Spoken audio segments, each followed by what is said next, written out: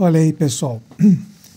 Acho que todos acompanharam a operação gigantesca no Rio de Janeiro do prefeito, né, o governador do Rio, com suas próprias forças e recursos, né, porque foi pedido auxílio da Força Nacional e foi negado pelo presidente, esse apoiador de bandidos, né? É um bandido também, né? Então ele negou a ajuda a essa operação, ao governador do Rio. E ele fez com as próprias forças essa operação. Hoje eram 60 mortos. Hoje já são 132 mortos nessa operação.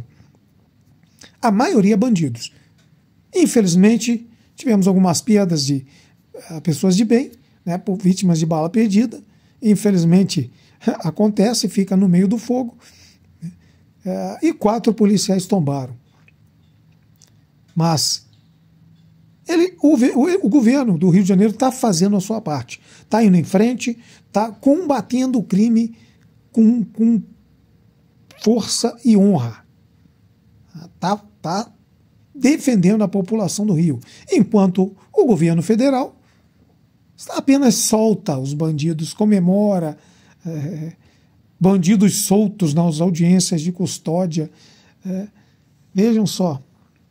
Não é por acaso que o Rio de Janeiro se transformou na faixa de Gaza.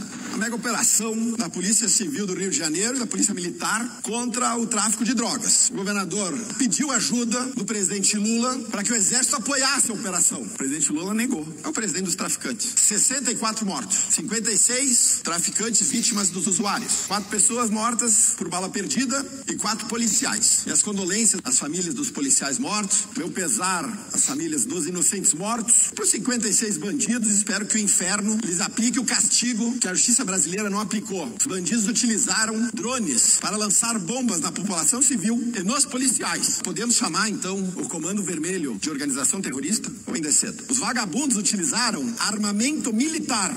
Estranho, porque o PT me jurou de pé junto que com o Estatuto do Desarmamento, bandido seria desarmado. Quer dizer que foi só o pai de família trabalhador que ficou sem arma para se proteger enquanto os bandidos continuaram comprando armas de pesado calibre, contrabandeados através das fronteiras brasileiras, que nem o Exército nem a Polícia Federal estão cuidando? Não é por acaso que o Rio de Janeiro se transformou na faixa de Gaza. O Supremo Tribunal Federal transformou os morros cariocas num santuário de criminosos de altíssima periculosidade. A DPF das favelas, que em 2020 proibiu operações policiais em comunidades cariocas, transformou o cenário de hoje em algo altamente provável. Consequência da leniência do Judiciário brasileiro e do governo do PT com o crime organizado. Em abril deste ano, a Suprema Corte afrouxou um pouco as regras. Provavelmente porque Donald Trump iniciou uma guerra mundial contra narcoterroristas, do qual tanto o PCC quanto o Comando Vermelho são organizações partícipes. O caos é uma ordem dada pelo tráfico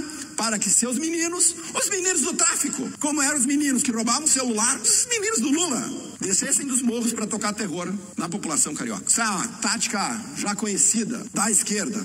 Culpar a sociedade, inocentar criminosos e deixar o Estado cúmplice do caos. Porque o caos é o que alimenta o poder da esquerda no Brasil. Já o povo brasileiro sabe quem são as verdadeiras vítimas. Eles sabem que as vítimas são os pais e as mães que estão perdendo seus filhos, ou para o tráfico de drogas, ou assassinados por eles. Que as vítimas são os policiais que tombam todos os dias neste país combatendo o crime organizado, praticamente varrendo areia na praia, porque é um tal de prende vagabundo, solta em audiência de custódia, prende vagabundo, solta em audiência de custódia. Quem implementou a audiência de custódia no Brasil? Nosso ministro da Justiça, Lewandowski. Esses dias ele estava comemorando que mais de 50% das audiências de custódia resultam que o criminoso volte às ruas antes que o policial acabe de escrever o seu relatório. Parabéns! Quase 30 milhões de brasileiros vivem sob a lei do tráfico de drogas, sob a lei do crime organizado. É o narco-estado dentro do Brasil. Só falta ter desfile militar dos traficantes, porque armamento militar eles já têm. Falta hino, bandeira. O resto já está tudo feito. Enquanto isso, a nossa preocupação é com Donald Trump. Não conseguimos controlar o morro carioca. Muito soberano esse país é. Se essa bancada aqui não perde uma única oportunidade de fazer avançar a sua agenda autoritária, qual é a solução do governo Lula nas redes sociais hoje para combater os narcoterroristas que hoje comandam o Brasil? Fazer avançar a PEC da segurança. Um monstrengo que quer centralizar em Brasília as políticas de combate ao crime e principalmente centralizar em Brasília os recursos. Nós não precisamos que o PT diga aos estados como combater o crime. Nós precisamos, para combater o crime, prender bandido, proteger o policial, devolver ao cidadão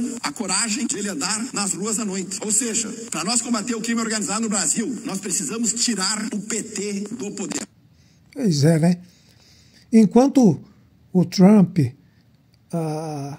condena as facções PCC e companhia, Comando Vermelho, chama de organizações terroristas, que é o que são, já que vocês ouviram claramente, eles usam armamento pesado, inclusive armamento militar, e usam drones com bombas que usaram contra a polícia, granadas, coisas que a polícia não usa contra eles, não tem.